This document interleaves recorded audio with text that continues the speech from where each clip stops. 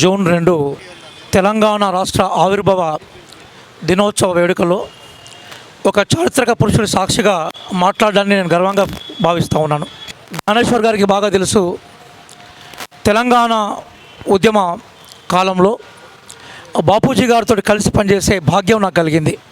ఢిల్లీలో వారు చేసిన దీక్ష సందర్భంలో కానీ, తెలంగాణ సమాజంలో ఢిల్లీకి సారథిగా తెలంగాణ రాష్ట్ర ఆవశ్యకతను అప్పుడున్న యూపీఏ రెండో గవర్నమెంట్కి నివేదించడంలో కానీ వారి పాత్ర చారిత్రాత్మకమైంది. మిత్రులు యాదగిరి రాసినట్టుగా అన్కాంప్రమైజింగ్ లీడర్ కొండా లక్ష్మణ్ బాపూజీ అనే టైటిల్ ఏదైతుందో ఇది గొప్ప టైటిల్. ఎందుకోసం అంటే నిజాం వ్యతిరేక పోరాటానికి నాయకత్వం వహించిన మహనీయుల్లో కొండా లక్ష్మణ్ బాపూజీ గారు ఒకరు.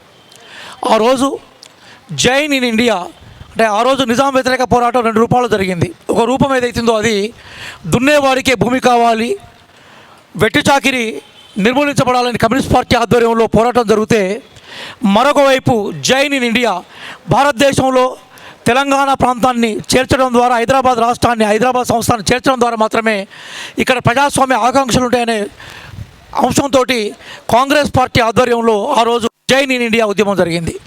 ఈ జైన్ ఇన్ ఇండియా ఉద్యమానికి నాయకత్వం వహించిన మహనీయుల్లో కొండా లక్ష్మణ్ బాపూజీ గారు ఒకరు. అట్లాగే 1948 సెప్టెంబర్ 17న భారతదేశంలో హైదరాబాద్ సంస్థానం విలీనమైపోయిన తర్వాత కొండా లక్ష్మణ్ బాపూజీ గారు ఇక్కడ ప్రజాస్వామ్య విలువల కోసం పనిచేసే సంగతి మనందరికీ తెలుసు. 1969లో తెలంగాణ ఉద్యమం అద్భుతంగా జరుగుతూ ఉన్నప్పుడు ఉద్యమానికి సంఘీభావంగా వారు తన మంత్రి పదవిని వదులుకొని ఆ రోజు తెలంగాణ కాంగ్రెస్ పార్టీని ఏర్పాటు చేసి ఖచ్చితంగా తెలంగాణ ఆకాంక్షల కోసం నిలబడ్డ వ్యక్తి. తన జీవితకాలంలో మరెప్పుడు కూడా మరే పదవిని కూడా అధిరోహించని మహనీయుడు ఆయన. కాబట్టి కొండా లక్ష్మణ్ బాపూజీ గారు బహుముఖ ప్రజ్ఞాశాలి. ఒకవైపు నిజాం నిరంకుశత్వానికి వ్యతిరేకంగా ప్రజాస్వామ్య స్ఫూర్తి కోసం పోరాడిన వ్యక్తి, అట్లాగే ప్రజాస్వామ్య ఫలాలు, పరిపాలన వికేంద్రీకరణ, ఘర్ ఘర్ గల్లీ గల్లీ గావు చేయడం కోసము నిలబడ్డ మహనీయుడు.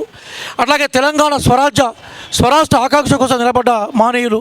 అట్లాగే మలిదశ ఉద్యమంలో కూడా ఒక వీరోచితమైన పాత్ర పోసి ఆ రోజు కాంగ్రెస్ పార్టీకి ఆయన అనుబంధంగా ఉండే అనేక సంఘాలను ప్రభావితం చేసి కాంగ్రెస్ పార్టీ అధినాయకులు ప్రధానంగా సోనియా గాంధీ గారి మీద ప్రభావితం చేసి తెలంగాణ రాష్ట్రాన్ని తీసుకురావడంలో కీలకమైన పాత్ర పోషించారు.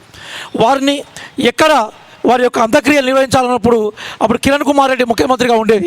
మేము పెద్ద ఎత్తున ముఖ్యమంత్రి కార్యాలయాన్ని ముట్టడించి మేము వారి ఏ జనదృశ్యం అయితే వారి రాజకీయ సిద్ధాంతానికి కేంద్రీకృతమైందో అక్కడ మాత్రమే వారి అంత్యక్రియలు నిర్వహించాలని చెప్పేసి ఒక పోరాటాన్ని నిర్వహించిన సంగతి కూడా మనం గుర్తుపెట్టుకోవాలి.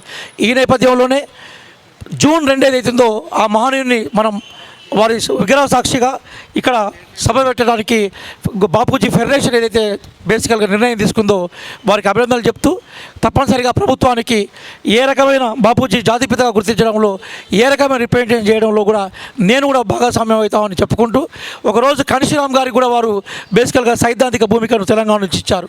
దాని తర్వాత తెలంగాణ ఉద్యమానికి ఇచ్చారు. కాంగ్రెస్ పార్టీకి బేసికల్గా ఒక సిద్ధాంతకర్తగా ఉన్నారు. కాబట్టి వారి సమక్షంలో ఈరోజు జూన్ 2న ఈ కార్యక్రమాన్ని నిర్వహించడం గర్వకారంగా భావిస్తూ నాకు ఈ అవకాశం వచ్చిన పెద్దలందరికీ కూడా ధన్యవాదాలు చెప్తూ ముగిస్తున్నాను.